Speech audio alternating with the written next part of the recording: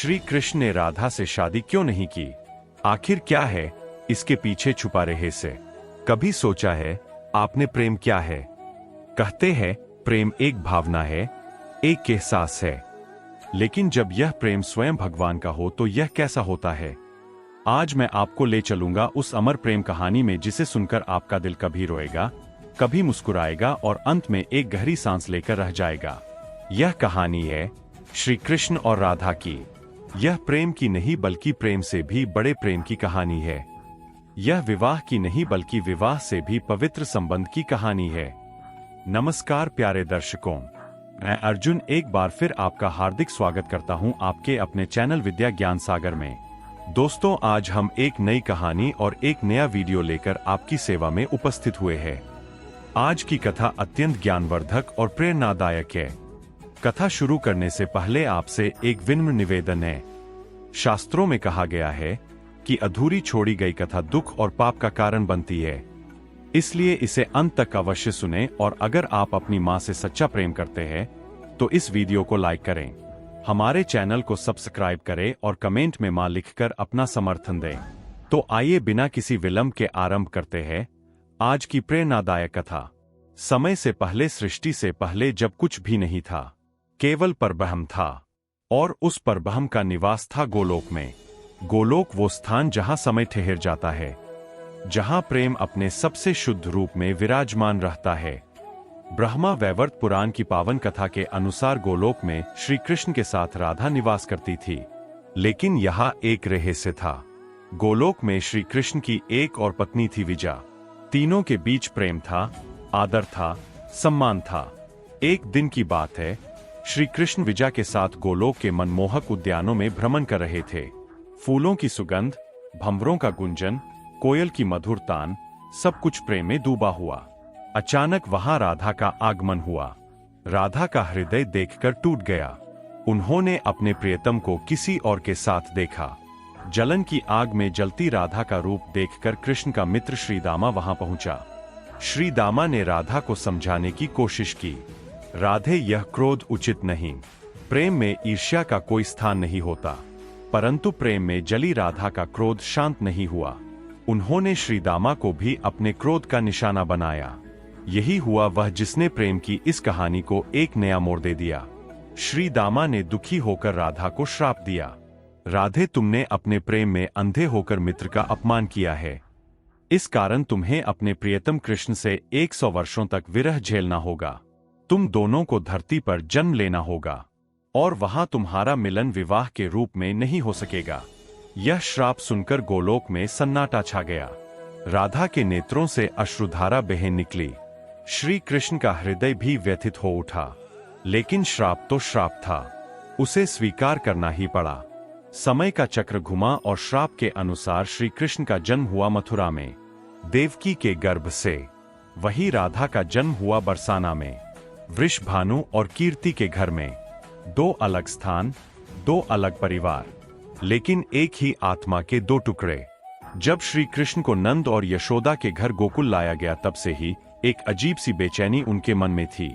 जैसे कुछ छूट गया हो, जैसे कोई पास होकर भी दूर हो। बालक कृष्ण अक्सर आकाश की ओर देखते और मन ही मन कुछ खोजते रहते। वही बरसाना में राधा भी अजीब सी व्याकुलता महसूस करती रहती। जब वह गायों को चराने जाती, जब वह यमुना के किनारे जल भरने जाती, तो लगता जैसे कोई उन्हें पुकार रहा हो। कोई मीठी सी बांसुरी की आवाज उनके कानों में गूंजती रहती। वो दिन था होली का, रंगों का त्योहार। गोकुल और बरसाना के बीच होली खेलने की परंपरा थी। श्री कृष्ण अपने सखाओं के साथ बरसाना पहुंचे। राधा अपनी सखियों के साथ रंग खेलने के लिए तैयार थी। जब कृष्ण की नजर पहली बार राधा पर पड़ी तो समय रुक गया, जैसे सारी सृष्टि स्थिर हो गई हो। कृष्ण के मन में एक आवाज गूंजी, यही है वह जिसे मैं जन्मों से खोज रहा था। राधा ने भी कृष्ण को देखा और उनके नेत्रों से अश्रु बह निकले। खुशी के आंसू, पहचान के आंसू, जैसे अनंत काल से बिछड़ा हुआ कोई अपना मिल गया हो। दोनों एक दूसरे की ओर बढ़े। लेकिन तभी राधा के मन में एक अजीब सा डर भी जगा। कहीं यह सब सपना तो नहीं, कहीं यह मिलन अस्थायी तो नहीं। कान्हा, राधा की आवाज में कंपन था। राधे कृष्ण की आवाज में असीम प्रेम था। उस दिन होली नहीं खेली गई, दो आत्माओं का मिलन हुआ, दो दिलों की पहचान हुई, लेकिन साथ ही एक पीड़ा भी जगी। श्री दामा के श्राप की याद। वृंदावन वो स्थान जहां प्रेम अपने सबसे मधुर रूप में प्रकट हुआ, जहां श्री कृष्ण की बांसुरी की मधुर तान सुनकर न केवल गोपियां बल्कि पशु पक्षी, पेड़ पौधे, नदी पहाड़ सभी मुग्ध हो जाते थे। रात के समय जब चांदनी में यमुना का जल चांदी की तरह चमकता, जब कृष्ण की बांसुरी की मधुर धुन गूंजती तो राधा अपने घर से निकलकर चुपके चुपके वृंदावन पहुंच जाती। वहां होती थी रासलीला, प्रेम की वो लीला जिसमें आत्मा परमात्मा से मिलती है। रासलीला में राधा और कृष्ण का नृत्य देखकर लगता था जैसे प्रेम साकार हो उठा हो। जब वे दोनों एक दूसरे की आंखों में देखते तो पूरा ब्रह्मांड उनकी आंखों में समा जाता। जब वे हंसते तो फूल भी मुस्कुराने लगते, जब वे प्रेम से बात करते तो हवा भी थम जाती। लेकिन हर रासलीला के बाद राधा को घर वापस जाना पड़ता था। हर मिलन के बाद विरह का दर्द और तेज होता जाता था। राधा रात भर कृष्ण के बारे में सोचती रहती, कृष्ण भी राधा की याद में बांसुरी बजाते रहते। वृंदावन में राधा और कृष्ण का प्रेम अब किसी से छुपा नहीं था। गोपियां जानती थी, गोप जानते थे, यहाँ तक कि नंदे, यशोदा और वृषभानु कीर्ति भी इस बात से अवगत थे। एक दिन नंद बाबा ने कृष्ण को बुलाया। उनके चेहरे पर गंभीरता थी। कन्हैया, तुम्हारी उम्र अब विवाह योग्य हो गई है, हमें तुम्हारे लिए एक उचित कन्या खोजनी चाहिए। कृष्ण का हृदय धक से रह गया। पिताजी, मैं राधा के अलावा किसी और के बारे में सोच भी नहीं सकता। लेकिन बेटा, यशोदा मैया ने समझाया, राधा की सगाई रायान से हो चुकी है, यह संभव नहीं है। उधर बरसाना में भी यही स्थिति थी। वृषभानु ने राधा से कहा, बेटी, तुम्हारा विवाह रायान से तय हो चुका है, अब तुम्हें यह व्यर्थ का मोह त्यागना होगा। राधा के नेत्रों से आंसू बह निकले। पिताजी, मैं कृष्ण के बिना जी नहीं सकती, वो मेरी आत्मा का हिस्सा है, लेकिन समाज के नियम है, बेटी, हमें उनका पालन करना होगा। जब परिस्थितियां असहनीय हो गई तो नंद बाबा और यशोदा मैया कृष्ण को लेकर महान ज्योतिषी ऋषि गर्ग के पास गए। राधा के माता पिता भी उनके साथ थे। ऋषि गर्ग ने कृष्ण की ओर देखा, उनकी दिव्य दृष्टि में सब कुछ स्पष्ट था। नंद, यशोदा, उन्होंने गंभीर स्वर में कहा, यह कोई साधारण बालक नहीं है, यह स्वयं नारायण का अवतार है। फिर उन्होंने राधा की ओर देखा, और यह राधा कोई साधारण बालिका नहीं है, यह स्वयं लक्ष्मी का अवतार है। सबके चेहरे पर आश्चर्य के भाव थे। ऋषि गर्ग ने आगे कहा, इन दोनों का प्रेम कोई सांसारिक प्रेम नहीं है, यह दैवी प्रेम है, आध्यात्मिक प्रेम है। इनका मिलन विवाह के बंधन में नहीं बल्कि आत्मा के स्तर पर है। तो क्या यह दोनों विवाह नहीं कर सकते? नंद बाबा ने पूछा। ऋषि गर्ग ने दुखी होकर सिर हिलाया, नहीं, इन्हें एक श्राप का फल भुगतना है। गोलोक में घटी एक घटना के कारण इन्हें इस धरती पर विरह झेलना होगा। लेकिन यह विरह भी एक लीला है, प्रेम की परम अवस्था दिखाने के लिए। फिर इनका क्या भविष्य है? वृषभानु ने पूछा। कृष्ण का कार्य धर्म की स्थापना है, उन्हें मथुरा जाना होगा, कंस का वध करना होगा, उनका विवाह रुक्मणी से होगा। लेकिन उनका प्रेम हमेशा राधा के लिए ही रहेगा। और राधा, कीर्ति माता ने चिंतित होकर पूछा, राधा का विवाह रायान से होगा, लेकिन उनका मन हमेशा कृष्ण में ही लगा रहेगा। यह प्रेम कभी कम नहीं होगा बल्कि और भी गहरा होता जाएगा। इंद्र का घमंड चूर करने के लिए श्री कृष्ण ने गोवर्धन पर्वत को अपनी छोटी उंगली पर उठा लिया था। 7 दिन और 7 रात तक वो पर्वत उनकी उंगली पर था। सारे ब्रिजवासी उस पर्वत के नीचे सुरक्षित थे। राधा भी वही थी। 7 दिनों तक वो कृष्ण को निहारती रही, उनकी दिव्यता को देखती रही। अब तुम्हें यह व्यर्थ का मोह त्यागना होगा। राधा के नेत्रों से आंसू बह निकले। पिताजी, मैं कृष्ण के बिना जी नहीं सकती, वो मेरी आत्मा का हिस्सा है, लेकिन समाज के नियम है, बेटी, हमें उनका पालन करना होगा। जब परिस्थितियां असहनीय हो गई तो नंद बाबा और यशोदा मैया कृष्ण को लेकर महान ज्योतिषी ऋषि गर्ग के पास गए। राधा के माता पिता भी उनके साथ थे। ऋषि गर्ग ने कृष्ण की ओर देखा, उनकी दिव्य दृष्टि में सब कुछ स्पष्ट था। नंद, यशोदा, उन्होंने गंभीर स्वर में कहा, यह कोई साधारण बालक नहीं है, यह स्वयं नारायण का अवतार है। फिर उन्होंने राधा की ओर देखा, और यह राधा कोई साधारण बालिका नहीं है, यह स्वयं लक्ष्मी का अवतार है। सबके चेहरे पर आश्चर्य के भाव थे। ऋषि गर्ग ने आगे कहा, इन दोनों का प्रेम कोई सांसारिक प्रेम नहीं है, यह दैवी प्रेम है, आध्यात्मिक प्रेम है। इनका मिलन विवाह के बंधन में नहीं बल्कि आत्मा के स्तर पर है। तो क्या यह दोनों विवाह नहीं कर सकते? नंद बाबा ने पूछा। ऋषि गर्ग ने दुखी होकर सिर हिलाया। नहीं, इन्हें एक श्राप का फल भुगतना है। गोलोक में घटी एक घटना के कारण इन्हें इस धरती पर विरह झेलना होगा। लेकिन यह विरह भी एक लीला है, प्रेम की परम अवस्था दिखाने के लिए। फिर इनका क्या भविष्य है? वृषभानु ने पूछा। कृष्ण का कार्य धर्म की स्थापना है।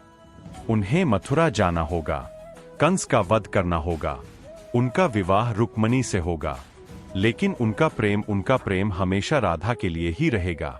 और राधा? कीर्ति माता ने चिंतित होकर पूछा। राधा का विवाह रायान से होगा, लेकिन उनका मन हमेशा कृष्ण में ही लगा रहेगा। यह प्रेम कभी कम नहीं होगा बल्कि और भी गहरा होता जाएगा।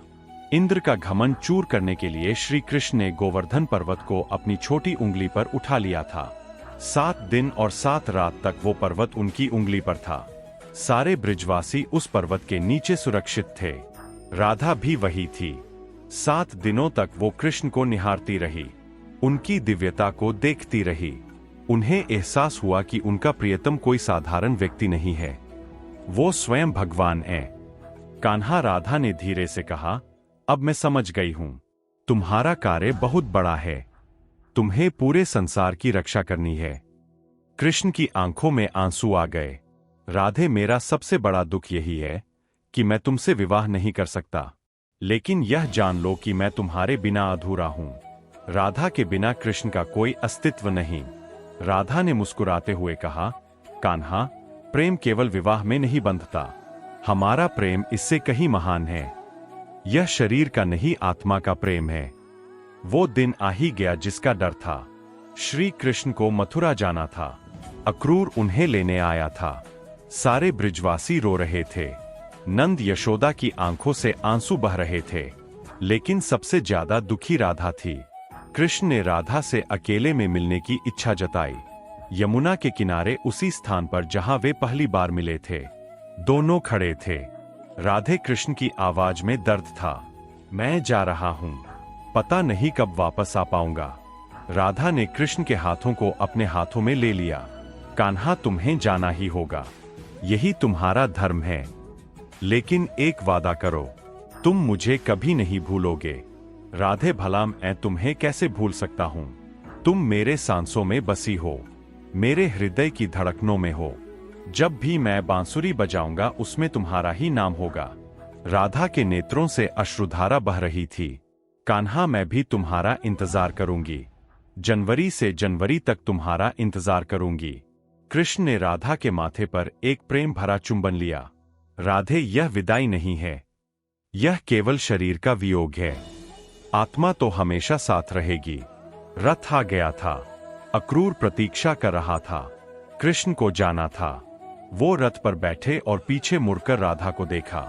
राधा वहीं खड़ी थी, हाथ हिला रही थी। रथ चल पड़ा। धीरे धीरे ब्रिजभूमि छूटती जा रही थी। कृष्ण के नेत्रों से आंसू बह रहे थे। वह जानते थे कि यह अंतिम विदाई है। मथुरा पहुंचकर कृष्ण ने कंस का वध किया, उग्रसेन को राजगद्दी पर बिठाया। लेकिन उनका मन हमेशा राधा की याद में डूबा रहता था। रात में जब वह अकेले होते तो बांसुरी बजाते और राधा को याद करते। राधे, कहाँ हो तुम? क्या कर रही हो? क्या तुम भी मुझे याद करती हो? कृष्ण मन ही मन पूछते रहते। उधर बरसाना में राधा का विवाह रायान से हो गया था, लेकिन उनका मन हमेशा कृष्ण में ही लगा रहता था। रात में वह छत पर जाकर आकाश की ओर देखती और कृष्ण से बात करती। कान्हा, तुम कहाँ हो? कैसे हो? क्या तुम भी मुझे याद करते हो? राधा आंसू बहाते हुए पूछती रहती। एक दिन उसने कृष्ण से कहा, स्वामी, मैं जानती हूं कि आपका हृदय किसी और के लिए धड़कता है। मैं आपसे विवाह कर चुकी हूं, लेकिन मैं आपके प्रेम की प्रतिस्पर्धा नहीं करना चाहती। कृष्ण की आंखों में आंसू आ गए। रुक्मणी, तुम बहुत महान हो। हाँ, मेरा हृदय राधा के लिए धड़कता है। लेकिन तुम भी मेरे लिए सम्मान और स्नेह की पात्र हो। काल्यवन के आक्रमण के कारण कृष्ण को मथुरा छोड़कर द्वारका जाना पड़ा। वहां उन्होंने एक सुंदर नगर बसाया। अनेक राजकुमारियों से उनका विवाह हुआ। सत्यभामा, जामवंती और अन्य राजकुमारियां उनकी पत्नियां बनी। लेकिन इन सब के बावजूद कृष्ण का मन हमेशा राधा की याद में ही डूबा रहता था। रात में जब सब सो जाते तो वह समुद्र के किनारे जाकर बांसुरी बजाते और राधा को याद करते। राधे, यहाँ सब कुछ है, महल, धन दौलत, सेवक, लेकिन तुम्हारे बिना सब सुना लगता है। तुम्हारे बिना मैं अधूरा हूँ। द्वारका की रानियां कृष्ण के इस दर्द को समझती थी। वे जानती थी कि कृष्ण का सच्चा प्रेम राधा से है, इसलिए वे कभी इस बात की शिकायत नहीं करती थी। कुरुक्षेत्र के मैदान में जब अर्जुन ने धनुष रख दिया और कहा कि वह युद्ध नहीं करेगा तो कृष्ण ने गीता का उपदेश दिया। उस समय भी उनके मन में राधा की याद थी। राधे, तुम कहती थी कि मेरा काम धर्म की स्थापना है। आज वही समय आया है। मुझे अर्जुन को कर्तव्य का पाठ पढ़ाना है। गीता में कृष्ण ने कहा है, अर्जुन, कर्म करना तुम्हारा अधिकार है, फल की चिंता मत करो। यह उनके अपने जीवन का भी सिद्धांत था। उन्होंने अपना कर्तव्य किया, भले ही उसके लिए उन्हें राधा से दूर रहना पड़ा। युद्ध के दौरान एक रात कृष्ण अकेले बैठे थे। उन्हें लगा जैसे राधा उनके पास आई हो। कान्हा, तुम्हारा यह कार्य धर्म के लिए है। मैं तुम्हारे साथ हूं, हमेशा रहूंगी। कृष्ण की आंखों से आंसू बह निकले। राधे, तुम सच में आई हो या यह मेरा भ्रम है? कान्हा, प्रेम कभी भ्रम नहीं होता। मैं तुम्हारे दिल में हूं, तुम्हारी सांसों में हूं। महाभारत के युद्ध के बाद एक दिन कृष्ण का मन बहुत व्याकुल हुआ। उन्होंने सोचा कि क्यों ना एक बार फिर ब्रिज भूमि जाकर राधा से मिला जाए। वो गुप्त रूप से द्वारका से निकले और वृंदावन की ओर चल पड़े। जब वह वृंदावन पहुंचे तो देखा कि सब कुछ बदल गया था। वे गलियां, वे घर, वो यमुना का किनारा सब पुराना लग रहा था। कई चेहरे अब नहीं दिख। उसने तुम्हारा इंतजार करते करते प्राण त्याग दिए। कृष्ण का हृदय टूट गया। क्या कह रही हो? माई राधा नहीं है? हाँ कन्हैया, राधा रोज यमुना किनारे बैठकर तुम्हारा इंतजार करती थी। तुम्हारी बांसुरी की आवाज सुनने के लिए कान लगाती रहती थी। अंत में एक दिन वही यमुना के किनारे उसने प्राण त्याग दिए। उसके अंतिम शब्द थे, कान्हा मैं आ रही हूँ। कृष्ण वही धरती पर बैठ गए। उनकी आंखों से आंसुओं की धारा बन निकली। यमुना के उसी किनारे जहां राधा ने प्राण त्याग किए थे। कृष्ण रात भर बैठे रहे। आधी रात के समय अचानक वहां एक दिव्य प्रकाश फैला। कान्हा, एक मधुर आवाज गूंजी। कृष्ण ने आंखें उठाई तो देखा कि राधा उनके सामने खड़ी थी, लेकिन यह राधा अलग थी, दिव्य, चमकदार, अलौकिक। राधे, तुम? कृष्ण की आवाज कांप रही थी। हाँ कान्हा, मैं हूं। मैं तुम्हारा इंतजार कर रही थी। लेकिन राधे, तुमने शरीर क्यों त्याग दिया? मैं आने वाला था। राधा मुस्कुराई। कान्हा, शरीर नश्वर है, लेकिन हमारा प्रेम अमर है। मैंने शरीर त्याग कर अपने मूल रूप में वापसी की है। अब मैं गोलोक में तुम्हारा इंतजार कर रही हूँ। राधे, मैं भी तुम्हारे साथ आना चाहता हूँ। नहीं कान्हा, अभी तुम्हारा कार्य अधूरा है। तुम्हें यदुवंश का अंत देखना है। तुम्हें अपनी लीला पूरी करनी है। जब तुम्हारा समय आएगा तब तुम गोलोक आ जाना। मैं इंतजार करूंगी। कितने दिन और राधे, समय की गिनती मत करो। कान्हा, प्रेम में समय का कोई महत्व नहीं होता। राधा धीरे धीरे गायब होने लगी। कान्हा, याद रखना, राधा के बिना कृष्ण अधूरे है और कृष्ण के बिना राधा अधूरी है। हमारा प्रेम अनंत है। कृष्ण ने हाथ बढ़ाया लेकिन राधा गायब हो गई। केवल उनकी मधुर आवाज हवा में गूंजती रही। राधे कृष्ण, राधे कृष्ण। यदुवंश के विनाश के बाद कृष्ण अकेले जंगल में चले गए। वह जानते थे कि उनका समय आ गया है। वृक्ष की छाया में बैठकर वह ध्यान में मग्न हो गए। राधे, अब मैं आ रहा हूं। इंतजार खत्म। जरा नामक व्याध के तीर ने कृष्ण के पैर में धागे को भेद दिया, जिसे उसने हिरण का कान समझा था। कृष्ण मुस्कुरा दिए। कोई बात नहीं व्याध, तुमने तो केवल मेरी लीला पूरी करने में सहायता की है। जैसे ही कृष्ण ने शरीर त्यागा, आकाश से दिव्य संगीत गूंजा। फूलों की वर्षा हुई और कृष्ण का आत्मा सीधा गोलोक में पहुंच गया। वहां राधा उनका इंतजार कर रही थी। अनंत काल का विरह समाप्त हुआ। पहला कारण था श्री दामा का श्राप। गोलोक में राधा के क्रोध के कारण श्री दामा ने उन्हें श्राप दिया था कि वे धरती पर विवाह नहीं कर सकेंगे। दूसरा कारण था समाज की व्यवस्था। राधा की सगाई हो चुकी थी। उस समय की सामाजिक मर्यादाओं में यह संभव नहीं था। तीसरा कारण था कृष्ण का दगे उद्देश्य। उन्हें धर्म की स्थापना करनी थी, अधर्मियों का वध करना था। इसके लिए उन्हें राजनैतिक संबंध बनाने पड़े, जिसके लिए विवाह एक साधन था। लेकिन सबसे बड़ा कारण था उनका प्रेम इतना शुद्ध और पवित्र था कि वह विवाह के बंधन से कहीं महान था। विवाह शरीर का मिलन है, लेकिन राधा कृष्ण का प्रेम आत्मा का मिलन था। राधा कृष्ण का प्रेम सिखाता है कि सच्चा प्रेम स्वार्थ रहित होता है। राधा ने कभी यह नहीं कहा कि तुम मुझसे शादी करो। उन्होंने कृष्ण के कर्तव्य को समझा और उनका साथ दिया। यह प्रेम सिखाता है कि प्रेम में त्याग होता है। कृष्ण ने अपनी व्यक्तिगत खुशी को धर्म के लिए त्याग दिया। राधा ने अपनी व्यक्तिगत इच्छाओं को कृष्ण के कल्याण के लिए त्याग दिया। यह प्रेम सिखाता है कि सच्चा प्रेम समय और स्थान की सीमाओं से परे होता है। राधा और कृष्ण भले ही शारीरिक रूप से अलग रहे, लेकिन आत्मिक रूप से वे हमेशा एक ही थे। यह प्रेम सिखाता है कि प्रेम में धैर्य होता है। राधा ने जन्म जन्म तक कृष्ण का इंतजार किया। कृष्ण ने भी राधा को कभी नहीं भूला। आज भी जब हम राधे कृष्ण कहते हैं तो राधा का नाम पहले आता है।